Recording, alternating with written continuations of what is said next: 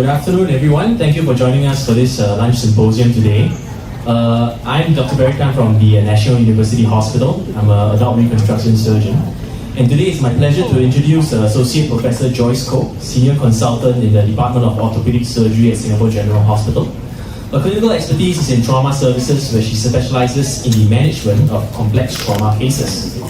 Professor Joyce is also an active reviewer for esteemed journals, and she is recently served as the chairperson of the Asia Pacific Orthopedic Research Section of the APOA. Today, Associate Professor Joyce Koh will be sharing with us the latest evidence behind the use of anti-inflammatory and analgesic plant-based supplements, while sharing about various real-life patient cases that illustrate the role of Ginflex as a useful management algorithm and viable clinical option in musculoskeletal practice. Without further ado, Professor Joyce Koh. Thank you, Gary, and I want to thank everyone for being here during your lunch. Please continue to eat your lunch and relax and eat while I talk about my experiences with an anti-inflammatory supplement. So basically, the problem of arthritis, and in particular arthritis of the knee, is an expanding problem worldwide. Around 528 million people are estimated to suffer osteoarthritis currently, and there's going to be there has been a 113% increase since the 1990s. And why is it so? In a way, we are a victim of our own success, because currently people are living longer and people are remaining active longer.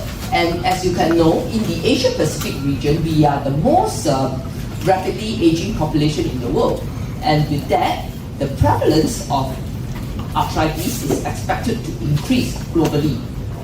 The knee, obviously, in this part, we know that the knee is the most frequently affected joint, followed by the hip and the hands. Well, although arthritis is not like cancer, it is not life-threatening, it is not terminal, but the worst is that it is chronic, and it's progressive, and it's disabling. And in a way, you will agree that it goes towards a certain endpoint, and total knee is actually a salvage surgery for it, right? And unfortunately, because it affects an aging population, it also impacts individuals with various comorbidities, and there comes the challenge of management.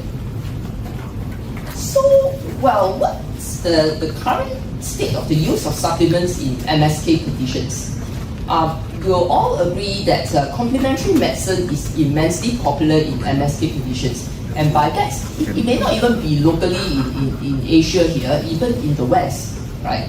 And it's normally used to manage mild arthritis, where you don't want to keep people on painkillers all the time, and neither are they that terribly painful. And hopefully, a lot of the times when, we all grew up with glucosamine, and it's supposed or touted to retard disease progression. Now, whether people believe in it or we think that it's just what is being sold is another matter, whether the evidence is for it. But at this point of time, supplements are still being used in the majority of our practice. And it's in instances where the usual modalities are contraindicated, such as in NSAID allergies, and in people with multiple comorbidities, you can't afford to give them that many medications that will harm the kidneys or the gastric and all. When side effects are experienced from prolonged drug therapy, or when patients actually fear or actually want to avoid surgery.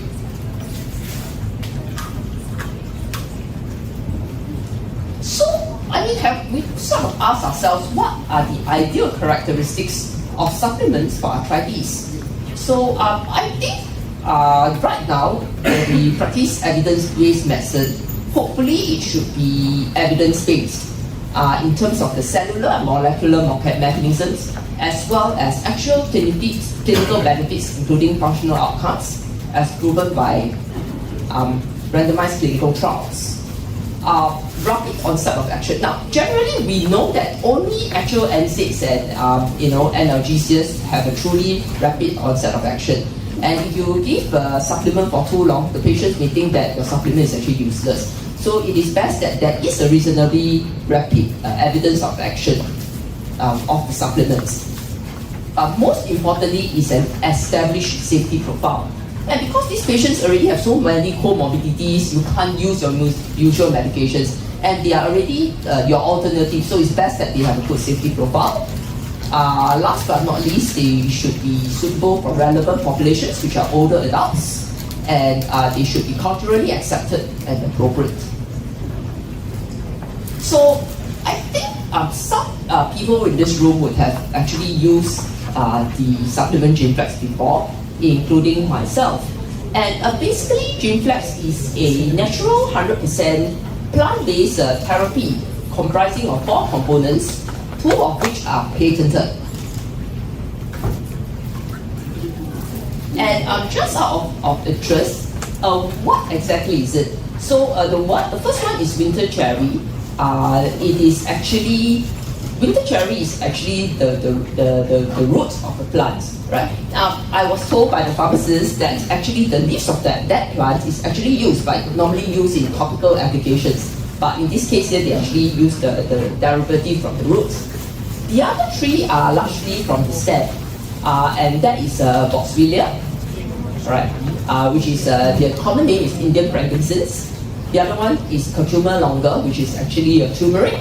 And last but not least, a very common plant, which is ginger, which is is actually the stem, which is grown underground, which is the rhizome. So all 4 of these components have both anti-inflammatory and analgesic effects. And let's expound winter cherry. So winter cherry A is actually the active compound of winter cherry, and it basically blocks the COX-2 pathway, which is involved in prostaglandin production, and all of us are familiar with COX-2 inhibitors. In so doing, it reduces the pro-inflammatory cytokines, hence improving the antioxidant status, reducing inflammation. And because you actually block COX-2, because it actually reduces prostaglandins, it actually serves to soothe the nervous system of the pain response. So is there evidence on winter cherry? So there are RCTs done on winter cherry, which shows a significant reduction in WOMAC scores, knee swelling, as well as EAS scores, stiffness and disability, compared to a placebo. And what is most important is that compared to a placebo, there's actually a lower need for rescue medication, which is paracetamol, which is used in this trial. So this is one of the first evidence whereby a supplement actually reduces the need for formal analgesia in patients. Next, we have ginger. Ginger very commonly used in our food as seasoning, as flavoring. But actually, the highly concentrated forms do have anti-inflammatory and analgesic effects as well. It is able to reduce joint swelling and improve joint mobility, all right? And it's been compared to Brufen in terms of being able to reduce the symptoms of moderate to severe knee osteoarthritis. And RCTs have also been done on ginger. It's shown that compared to, again, placebo, it has a significant improvement in terms of EAS scores, as well as improvement in pain after walking. But most importantly is the safety profile. Ginger has no significant difference in terms of severe adverse events compared to placebos. Now, what about carbocumin? So, carbocumin is actually a form of patented turmeric, and in the next slide I will actually explain what constitutes the formulation of carbocumin.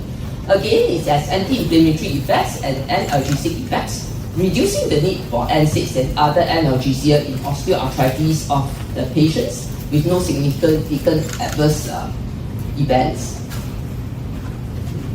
Okay, so this is the interesting part. You can say that why don't you just take the turmeric powder that you buy from the market and just swallow it? But the problem is that actual turmeric is actually highly hydrophobic, so it forms clouds, right? And it's not easily absorbed by your digestive system. Basically, carbocumin is turmeric that is combined with cyclodextrin, a naturally occurring hydrophilic carrier. So it leads to this process, it actually breaks it up into small clumps, a process called molecular dispersion. So by breaking it up into these small clumps, it highly increases its surface area for absorption by the gastrointestinal tract, and in so doing, increases its bioavailability by 40 times. So RCTs have actually been done on carbocumin also, this version of turmeric. Okay? It shows that carbocumin actually leads to significant reduction in WOMAC scores, as well as a significant reduction in the inflammatory mediators as well, such as IL-1 beta and reactive oxygen species. Another one, which is not a RCT but a systematic review, actually shows much lower VAS in the carbocumin group, as well as in terms of the reduced poop VAS and WOMAC scores, pain scores were also much lower in the carbocumin group compared to the placebo group. Now we come to the fourth patented component, which is really interesting, because aflatoxin is actually a patented form of boswellia, the boswellic acid groups. Boswellia has been used for years in Ayurvedic medicine in traditional populations, and is thought to be effective for a variety of conditions, and that includes arthritis. But of all the boswellic acids that's in Boswellia serrata extract, Akbar is actually the most potent agent. Right. Now, aflatoxin contains greater than 20% of Akbar compared to naturally occurring Boswellia serrata, which only contains 2% of Akbar. But in addition, aflatoxin in formulation actually contains an enriched form where there's a higher bioavailability and better absorption, with the additional of a non-volatile oil that actually far improves absorption of Akbar from the GI tract. So what does Akbar do? It actually reduces inflammation by the arachidonic acid pathway. So it's basically a 5-lipoxygenase inhibitor. So in so doing, it reduces formation of inflammatory mediators such as IL-1 beta, TNF-alpha, and others. Now, what happens when you reduce this? When you reduce this, it reduces cartilage breakdown, which is part and parcel of osteoarthritis of the knee, by inhibiting the MMPs, and also promotes cartilage formation by increasing the glycosaminose glycans formation. And the combined action of this leads to a control of progression of osteoarthritis. So basically, these are supplements whereby, by its anti-inflammatory response, reduces the progressive cartilaginous breakdown that causes the chronic wear and tear associated with OA of the knee. So the other thing about Akbar is more rapid onset of action. Remember, I said there is a lot of supplements. You take your glucosamine, the patient will come to you and say that, look here, I'm still painful, and you normally have to add in some analgesia for a certain period. But of the 4 constituents in Ginflex, Akbar is probably responsible for its more rapid onset of actions, and I'm going to show it in the next few papers. Right. So even before that, is there evidence showing the cellular and molecular mechanisms supporting the anti-inflammatory effects of aflatoxin? And there are. So you can see that, okay, so this is a study that's comparing aflatoxin not to a placebo, but to another agent called 5-bloxine, which is also supposed to inhibit 5-lipoxygenase. However, unlike aflatoxin, 5-bloxine is not enriched with the non-volatile oil, whereas aflatoxin is. So you can see a higher bioavailability of aflatoxin. It's available up to around 8 hours compared area under the curve, compared to 5-bloxine, which starts to taper down by around 4 hours. So there's around 21% higher effectiveness for 5-bloxine for the 5-blox activity, and is also significantly better reduction in the serum TNF-alpha concentration. So actually there is evidence that there is a biochemical evidence of its effectiveness. What about the clinical benefits? So again, this RCT shows that compared to placebo, it starts to be effective by 7 days and continues to reduce effect reduction in VAS, in Levine Functional Index, in WOMAC pain, stiffness and function at 30 days and at 90 days. So the earlier studies actually shows it up to 3 months effect.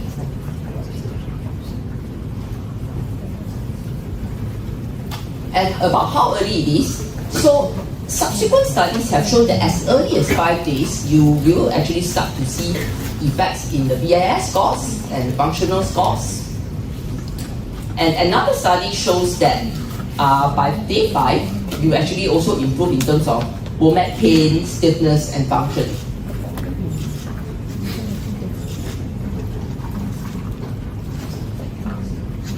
What about functional outcomes? Okay, so these are actually confidential review because the data has not yet been published. But this study actually goes up to 6 months for aflapine. And it shows actually better walking speed and better walking distance. As well as stair climbing capability. Also again, there's a reduced time to ascend and descend stairs, and also more than 3 times reduction in the time taken to climb the stairs. Radiological evidence, well, MRI studies have actually shown that aflapine group actually increased by 1.5% compared to the placebo group in terms of joint space. And again, when they use MRI measured forms of cartilage thickness and volume is also increased in the aflapine group compared to placebo. Now, how safe is aflapine? I think a lot of us are also, when you use supplements, you actually don't want them to be safe. Now, safety parameters have actually been collected on serum parameters, including your liver enzymes as well as your renal panel, hematological parameters as well as urine parameters. Compared to placebo, people taking aflapine and those with placebo, those in aflapine remain within normal laboratory range up to 90 days with no serious adverse effects up to 6 months. So I have sort of given you a lot of pharmacological jargon, and I hope it makes some sense to a group of orthopedic surgeons about the 4-in-1 optimized formula of Ginflex. So all the components in Ginflex actually works at various components of the pathway for to effect an anti-inflammatory response. So it prevents activation of your stress signals, production of inflammatory information causing pain, also suppresses pain and inflammatory mediators, inhibits the production of joint degradative enzymes, and in so doing reduces pain and reduces inflammation in joints. So what is the role of Ginflex? Now, you will realize that the majority of the studies for Ginflex is in arthritis at this point of time. So what is its application, at least in our practice? It spares the need for formal analgesia, as you can see.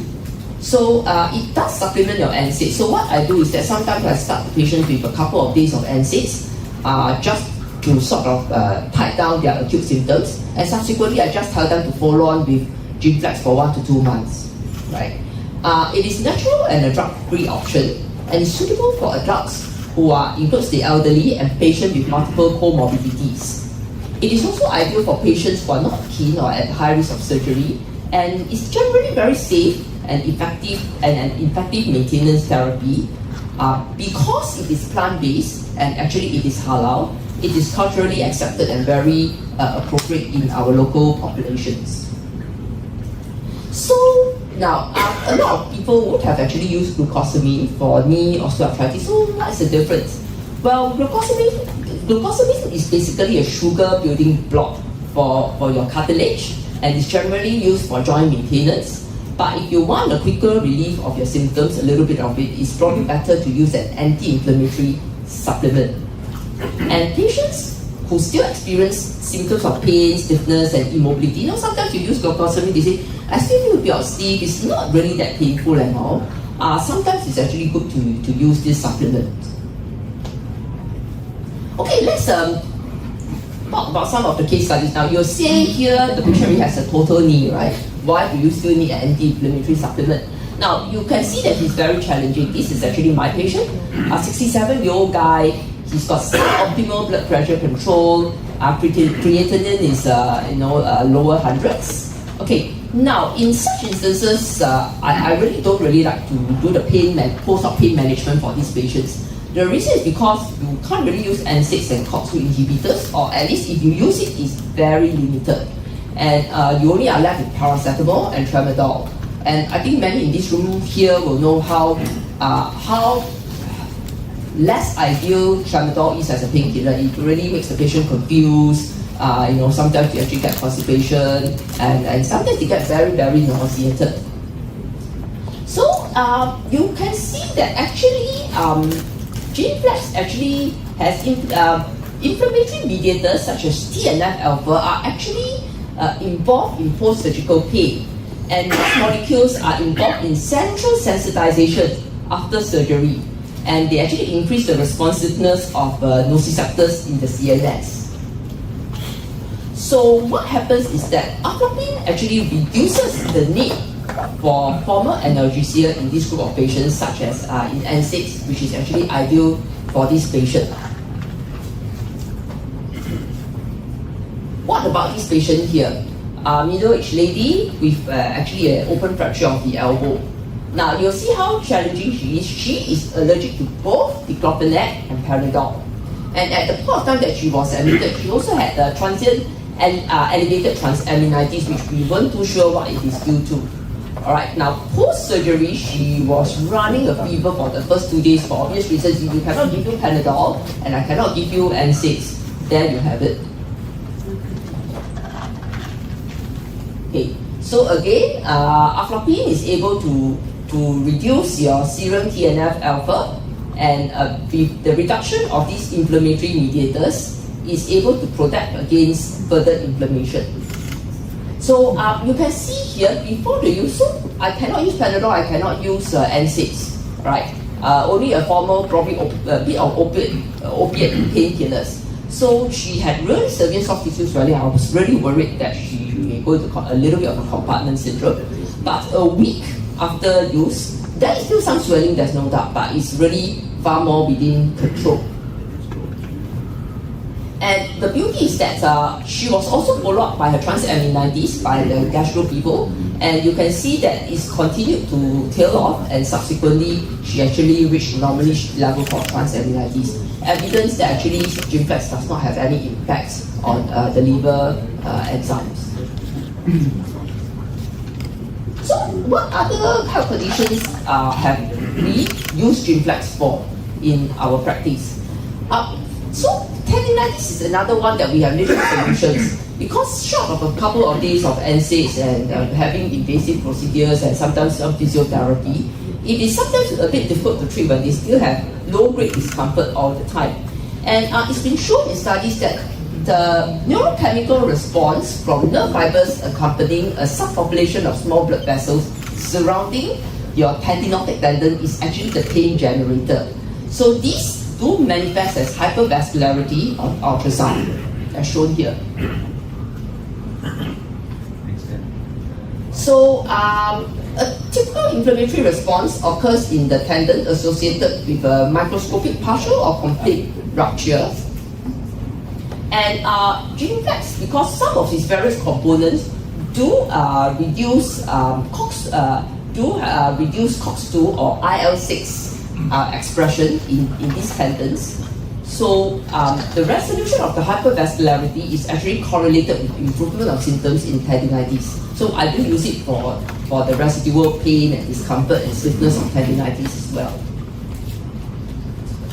What about in rheumatoid arthritis? Now, the majority of time rheumatoid arthritis, we do have to treat them with steroids, methotrexate, all the immunological treatment.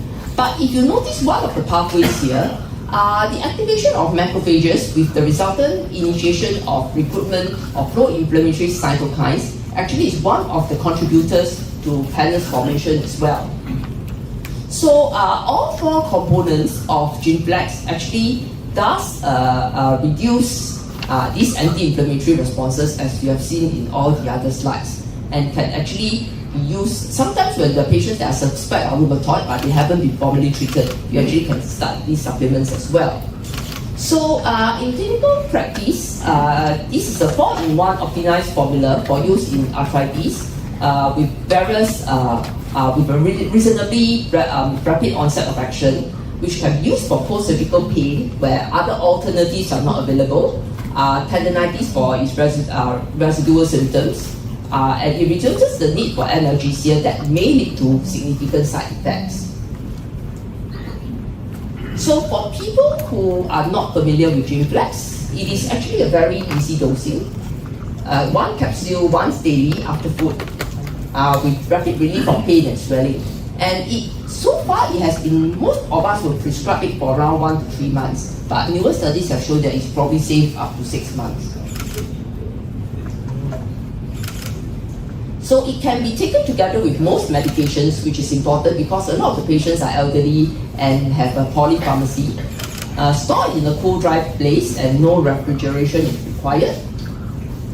So it's generally safe with minimal side effect. Okay, one of the things that patients do complain about is that sometimes they complain of mild stomach discomfort, but the way to mitigate for this is to ask them to take the supplements after food and to drink more water. The only thing to be cautious about is if patients, because it's actually a supplement, so as a general precaution if patients are on blood thinners. But in general, it's been shown to have no interaction with aspirin and no interaction with rivaroxaban or apixaban.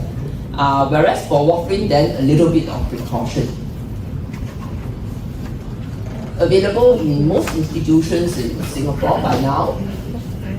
Okay, so as a summary, Ginflex is made from 4 naturally occurring 100% plant-based supplements with reasonably potent pain relief and anti-inflammatory properties. 2 of them are patented, and of these 2, Arthropin actually leads to a reasonably rapid onset of action. I mean, not in terms of against an analgesia, but at least compared to other supplements. It is a convenient once daily dosing and suitable for vegetarians because it's from plant-based products and vegans, and it's also halal. And compared to NSAIDs and synthetic analgesics, it is very reasonably safe and suitable for adults and especially the elderly population. So, coming back to what's our ideal supplement, so Ginflex does tick quite a lot of boxes. It is supported by RCT, scientific evidence, with a reasonably rapid onset of action, and established safety profile, and culturally well accepted and appropriate, with its halal certification and being plant-based.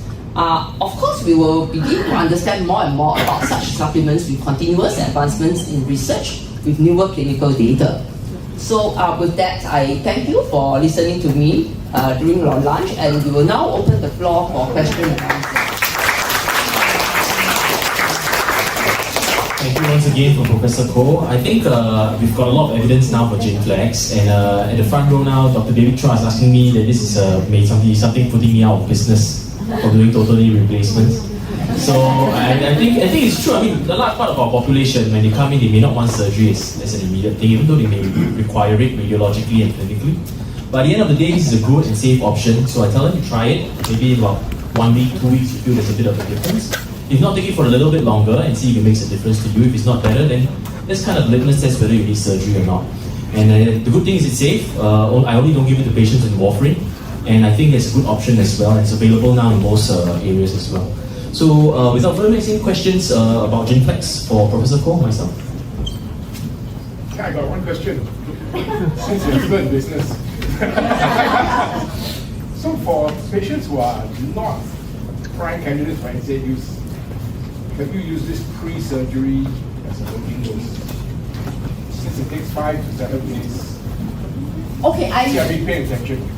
Actually, you've given me an idea, but I have used this. Okay, so I have not used this as a pre-surgery loading dose. But however, what has happened is that post-surgery, although people who have a little bit of renal impairment, I think they can still tolerate a little bit of what, I mean, especially if they're febrile, they're really swollen, I will pulse them with 1 or 2 controlled doses of NSAIDs or even COX-2, and then the rest of the time I continue with this. It does help.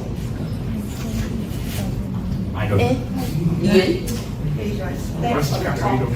I'm just curious as to the applications of Ginflex in other conditions like, all the tendinitis, tendinopathy. Personally, I have plantar fasciitis now, so I'm wondering if taking that Ginflex would help, and also even trigger fingers and stuff like that, you see. Okay, so the answer to you is that for all the other conditions, there are no formal clinical trials. All the clinical trials are on osteoarthritis of the knee, and we have to be aware of that. However, if you look at its molecular and anti-inflammatory profile, it is logical to use it for such conditions. Now, as an anecdotal evidence, I have used it for a lot of, I see a lot of elbow tendinitis, they do come to me. And a lot of them, if you look at their symptoms, they don't truly merit invasive intervention. In which case, I'll prescribe them for 1 to 2 months, and generally, they are quite well accepted and effective. I must agree, I think in NUH I can speak for the sports physicians, a lot of them actually use this and try this as well. So Ming Chang is our sports physician, he uses it quite a bit. And he feels that it's actually quite effective even for the tendinopathies. So I guess it's really no harm as well. So maybe for the weekend warriors as well, I think Joyce will have this conversation. Yeah, they are actually our frequent customers, right? But no formal trial has been done. Anyone who's interested, actually, you could engage a company, and they will be more than happy to actually collaborate with you to do a formal trial for its efficacy and safety. All patients have to go through the pathology testing before they start on the Ginflex, or do you monitor them along the way? Oh, well, for people who use clinically, we just monitor their symptoms. You don't have to do any, Ginflex is actually very safe. So all these studies and trials are to show you that for the liver function, for renal panels, for hematological profiles, and for urine, there's no significant change compared to a placebo. So it is that safe. So in a way, it's actually safer than NSAIDs.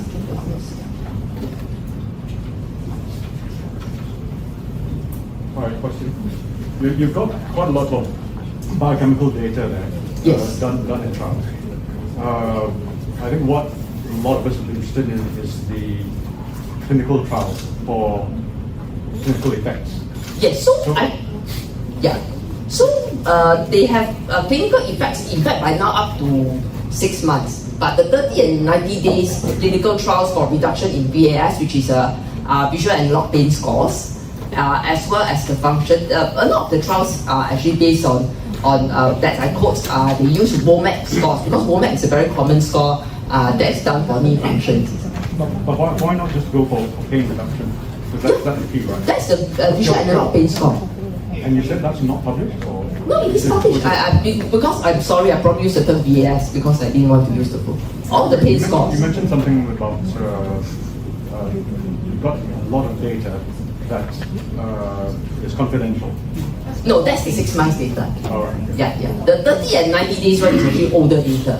The 6 months one is because it's not published, but it's already well established that it's actually to see whether one is it still efficacious up to 6 months. In certain instances you may say, okay, I use this supplement for 3 months, but it's no longer cost effective or efficacious to continue beyond that. So the trial for the 6 months data actually shows that it continues to be effective at 4 months, 5 months, and 6 months. So that's number one. And two is that it continues to be safe. So that's it. Those trials are against placebo. The 6 months one is against placebo. That's the only trial that's against 5-loxin. Actually, I also found that a bit confusing because I had to keep making sure that it's the aflapine, that's all. The reason is because aflapine is actually a formulation of ACPA, one of the boxylic acid. And 5-loxin is also a formulation of ACPA. It's just that it's a different formulation, that's all. All the rest of the trials I mentioned are against placebo. How about trials against established trials against paracetamol, trials against non-steroidals? So they have been considered an equivalence to Brufen and paracetamol, but the way the trials are being conducted, I'm not the one doing the trials, it's just that they're actually looking at it more in terms of rescue medication when they are managing moderate to severe arthritis. Okay. Would it be fair to say then that a case can be made for using this specifically in patients who are unable to tolerate non-steroidals? Yes, exactly. Because you have some evidence against placebo. Yes. But perhaps you don't have such a strong case in a situation where a patient could easily take non-steroidals or corticosteroid inhibitors without problems? Yeah. So when in this, what to mention here is relevant in the acute instance where I'm showing a lot of swelling and all, and you have no other options, and you can't take NSAIDs. So you may even sort of let it have its effects kick in. But however, I think even in patients who can take NSAIDs with no problems, generally we are not encouraged to put patients on prolonged NSAIDs because of known effects on the renal and the gastrointestinal system, and some of them even in fact, COX-2 inhibitors do have effects on the liver enzymes as well. So because of that, I will actually limit my use of NSAIDs and COX-2 inhibitors after the acute pain has settled, and use this as a maintenance to reduce the need for taking an NSAID again. Because this dosing is once a day, right? Yes. You know, sometimes people think it's more is better. Then because you say right? So some patients when they start, okay, can I take 3 or 4 a day? I can afford it or whatever. You know, more is better. So are there any testing for more than that? I'm just asking. Yeah, sure. Because you say, right? That's exactly what the problem no problem. And these are all medicinal. It's still medicinal. Because I'm familiar with some of things. You take a lot, you can in fact you take a lot. So there are some things you take house. Yes. So I think now we are touch on the okay. So one is that firstly, by right you're talking about off-label use. Yes. So off-label use, to be fair, no company. I mean, you decide to take 5 paracetamol because it's possible for you. So that's number one. But the second thing is that here you're talking about checking the upper limits of a clinical trial. So people have not done that before. So, however, in a bigger size patient, we actually use 2 tablets of Ginflex a day. Okay, but I generally limit that up to a month because I also don't know what are the prolonged effects after 2 months, 3 months, right? But talking about the upper limits, I think to be fair, this one maybe will be a question to the owners of the drug. Unless you want to do a RCT, perhaps an RCT against placebo about the biochemical profile and safety. But again, it also depends on whether you have passed ethics in Singapore. Yeah. Because you can say 40 times, you know, you can take powder or you take this and this concentrated. It definitely has a medicinal effect, there's no doubt about that. 5 tablets, then you become how many times? Versus eating Indian curry or So you try, you know. No, I think it's an interesting discussion. People will take, that's exactly what people Is there any more questions? If not, like Professor Joyce said, we'll bring this session to a close. So hopefully we found the 4-in-1 medication that can save the patient from a 4-in-1 cutting block. Alright, thank you guys.